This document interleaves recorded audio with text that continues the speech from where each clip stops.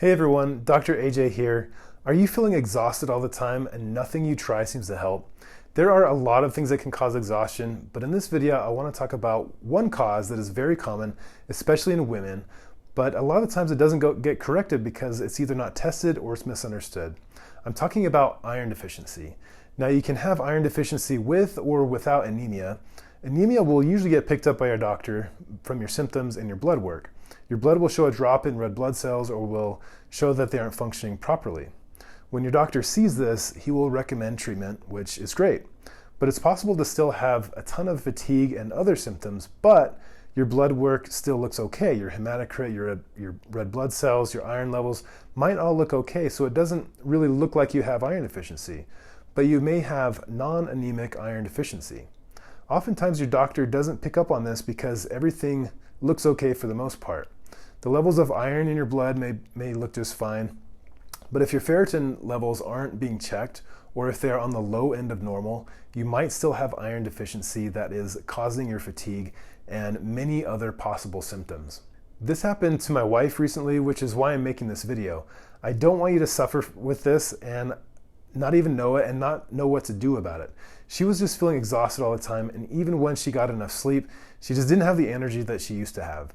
This is actually quite common in women, especially those who have heavy menstrual cycles and in those who have lost blood after childbirth or other procedures.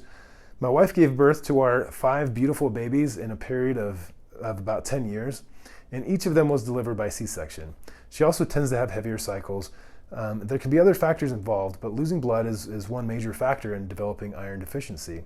So her ferritin levels just likely never recovered from this fully. It's important to talk about ferritin. First of all, what is it? Ferritin is a protein in your blood that stores iron. Your blood ferritin level is the best measure for your iron levels. Serum iron, or the level of iron in your blood, isn't the best way to determine your iron status.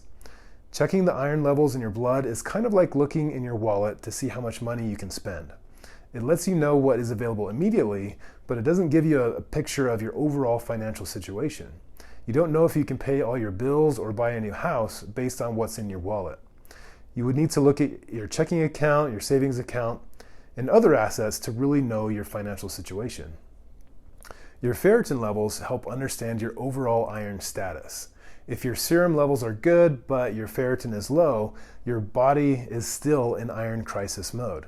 Just like if you had very little money in your checking and savings account, your body will ration what iron is available, and if there isn't enough to go around, you'll likely have symptoms. There is a huge range of what is considered normal for ferritin levels. The normal range is 11 to 307 micrograms per liter, although a ferritin level below 30 is considered iron deficient. A lot of doctors won't be too concerned as long as the level is in the normal range, but anything below 75 to 100 micrograms could cause you to have low iron symptoms. Normal is very different than optimal. An optimal level for ferritin is 125 micrograms or even a little higher. You may need to raise your level to 125 and keep it there for 6 months or more to reverse the symptoms of iron deficiency. So what are the signs that you have suboptimal ferritin or iron deficiency? Well, here are 11 of the more common signs. 1, exceptional fatigue. If you're feeling tired all the time for no reason, even if you're getting enough sleep. 2, reduced mental awareness. This could also include feeling absent-minded, forgetful, or having a hard time concentrating. 3, headache. 4, hair loss. 5, muscle and joint pain. 6, shortness of breath. 7, rapid heart rate. 8, weight gain. 9, loss of initiative. 10, anxiety and or depression. And finally, cold hands and feet. There are a lot more symptoms that can come from iron deficiency because iron is such an essential part of how our body functions.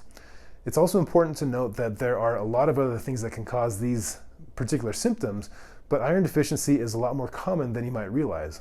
That's why it's so important, especially if you're a woman, to get your ferritin levels tested to know where you stand. This is something you should work with your doctor on to make sure that you get tested and you have optimal levels of iron in your blood, as shown by your ferritin number. I've got more videos coming on this soon, so make sure you watch for those if you want to know more about iron deficiency, what causes it, and what to do about it. So hope this helps. Thanks for watching. Have a great day.